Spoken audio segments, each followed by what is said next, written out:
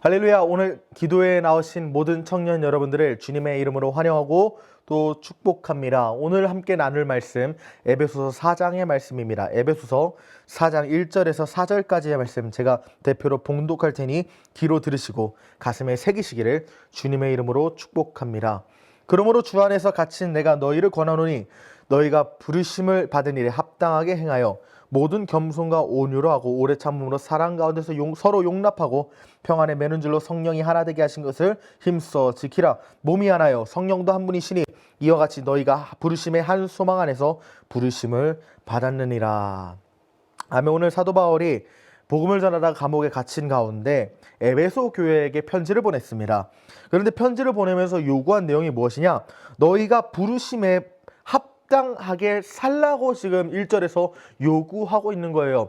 너희가 부르심을 받은 일, 다른 말로 하면 너희가 구원받은 자답게, 너희가 하나님의 백성답게, 너희가 하나님의 자녀답게 살아라, 합당하게 행하라고 요구하고 있는데 그 행함이 무엇이냐? 모든 겸손과 온유와 오래 참음과 사랑 가운데서 용납함이에요.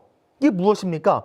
겸손과 온유와 오래 참음과 그리고 사랑, 용납, 이것들이 어디서 발휘되는 것들인가요? 사실 오늘 본문을 보면 너무나 명확하게 답이 나와 있지만 관계입니다. 공동체입니다. 공동체에서 겸손과 온유와 오래 참음과 사랑 가운데서의 용납, 이 5가지 덕목을 지키라고 오늘 사도 바울은 말을 하고 있는 거예요. 먼저 겸손. 왜 겸손해야 합니까? 교만은 남에게 상처를 줍니다. 그리고 교만은 역설적으로 내가 지금 기분 좋고 우쭐거리는 것 같아도 나의 영혼에도 상처를 줘요. 왜 그래요? 나의 자만심, 그리고 거짓된 이 왜곡된 자존심들, 왜곡된 자존감들이 나의 영혼을 병들게 만듭니다. 예수 그리스도를 믿는 모든 그리스도인에게 자존심과 자신감은 오직 십자가를 통해서 나와야 합니다. 왜 그렇습니까? 우리는 하나님께 나갈 수 없는 죄인이에요. 우리는 하나님께 우리의 얼굴을 들 수 없는 죄인입니다. 그런데 예수 그리스도께서 십자가에서 나의 모든 죄를 감당하시고 그리고 나의 정체성을 바꿔주셨어요. 실패자를 승리자로 바꿔주셨습니다. 포기하고 낙담할 수밖에 없는 절망 가운데 있는 나를 소망의 나라로 우리로 옮기셨다고요. 그러면 내가 지금 기뻐하고 내가 지금 감사하는 정체성 어디서 기인한 겁니까? 나의 잘남에서 기인한 겁니까? 예수 그리스도의 십자가에서 기인한 겁니까? 십자가에서 기인한 겁니다. 그렇기 때문에 나로부터 생기는 교만, 다시 말해서 내 스스로의 어떠함으로 인해 생기는 자신감과 자존감은 나를 십자가로부터 멀게 만들어요. 그래서 내 영혼이 점점 병들게 한다는 거예요. 겸손해야 합니다. 두 번째로 온유해야 합니다. 왜 온유해야 합니까? 우리가 사랑으로 품어주지 않는다면, 사랑으로 내 감정도 컨트롤하지 못한다면 우리는 하나님의 일을 우리 삶에 감당할 수가 없어요. 왜 그래요?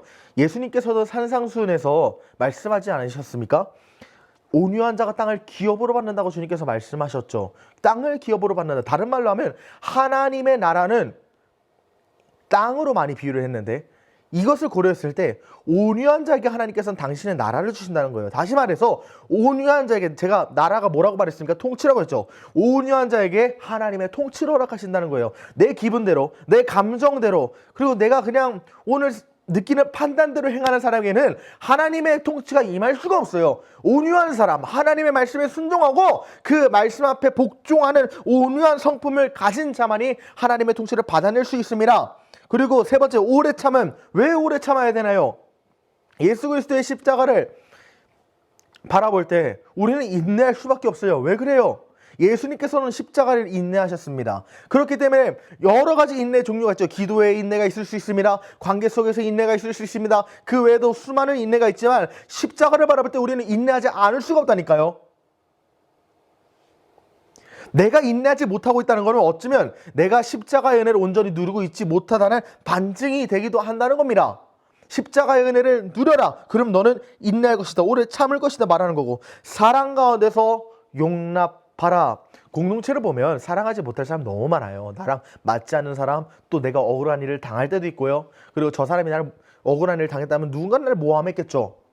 근데 그 가운데서 하나님께서 오늘 우리에게 요구하시는 거 뭐냐? 공동체 가운데서, 사랑 가운데 서로 용납해라. 다른 걸 이해하라는 겁니다. 받아주라는 겁니다. 나랑 달라도 배격하지 말고 그대로 받아들이고 인정하라는 거예요. 용납해야 합니다. 근데 우리가 겸손, 온유, 오래 참음, 사랑 가운데서의 용납 쉬워요? 쉽지 않아요. 어려워요. 저도 못해요. 근데 그것을 가능하게 하시는 분이 누굽니까? 3절에 평안에 매는 줄로 성령이 하나 되게 하신 것을 힘써 지켜라. 성령이 우리를 하나 되게 하신 겁니다. 우리는 정치로 모인 게 아닙니다. 감정으로 모인 게 아닙니다. 판단이나 어떤 이성적인 이해관계에 의해서 모인 게 아닙니다. 우리는 하나님의 자녀로서 성령이 모으신 공동체예요. 교회는 사람이 지은 것이 아니라 하나님께서 모으시고 하나님께서 일치시키신 공동체라는 거예요. 그것을 분열시키지 말고 힘써 지키라는 겁니다. 하지만 요즘 교회들 많이 보십시오. 수많은 교회들이 불연하고 있습니다. 수많은 교회들이 깨지고 있습니다. 그 가운데서 우리는 무엇을 해야 됩니까? 평안에 매는 줄로 성령이 하는 것을 힘써 지켜야 합니다. 겸손과 온유와 오래 참음과 사랑 가운데서 용납, 성령을 의지하여 성령이 겸손과 온유와 오래 참음과 사랑 가운데서 용납을 허락하신 것을 믿고 성령의 힘을 의지하여 그것을 행해야 합니다. 왜 그렇습니까? 4절에서 이렇게 말합니다. 몸이 하나여 성령도 한 분이시니 이와 같이 너희가 부르심의 한 소망 안에서 부르심을 받았느니라. 교회는 하나님께서 부르신 자들의 모임입니다. 세상에서 하나님께서 부르시지 않는 자는 교회에 올 수가 없어요. 교회는 올 수는 있겠지만 교회의 일원, 교회 공동체의 한 지체가 될 수는 없다는 거예요. 왜? 그리스도의 몸인 교회는 하나님이 부른 사람만 속합니다. 그래서 우리는 부르심의 한 소망, 하나님께서 창세전에 우리를 택하시고 그리고 그 택하심을 실행하시기 위해 예수 그리스도를 희생시키시고 그리고 그 희생시킨 것을 오늘날 적용시키기 위해 성령을 보내신 그 부르심의 한 소망 안에서 우리는 한 부르심을 받은 거예요.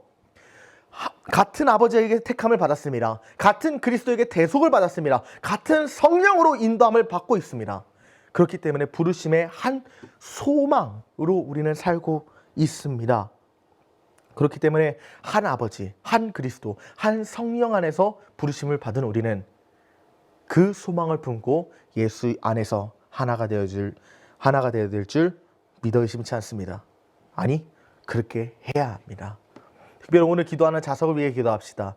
누가 우리 교회 올지 모르겠어요. 어떤 새신자가 우리 교회 올지 모르겠지만 어찌됐든 부르심의 한 소망 안에서 우리가 하나 될 수 있도록 기도합시다. 그리하여서 성령이 하나 되게 하신 것을 힘써 지킬 수 있도록 기도합시다. 제가 대표로 기도하겠습니다. 걸어가시고 복되신 예수님 참으로 감사합니다. 몸도 하나요, 성령도 하나요, 이와 같이 우리를 부르신 그 부르심의 한 소망 안에서 우리는 같은 부르심을 받았습니다. 하나님, 같은 아버지를 섬기고 있습니다. 같은 그리스도로 우리는 씻김을 받았습니다. 같은 성령으로 지금 우리는 충만하여 인도함을 받는 줄로 믿어 의심치 않습니다. 그렇기 때문에 하나님 아버지, 이 시간 우리가 기도하옵기는 우리 교회에 오는 모든 청년들 예수 안에서 하나 되게 하여 주옵소서. 일치하게 하여 주옵소서. 연합되게 하여 주옵소서. 한 마음으로 한 뜻으로 겸손과 온유와 오래 참음과 사랑 가운데서의 용납으로 성령이 하나 되게 하신 것을 힘써 지키게 하여 주옵소서. 예수 그리스도의 이름으로 간절히 기도하옵나이다. 아멘.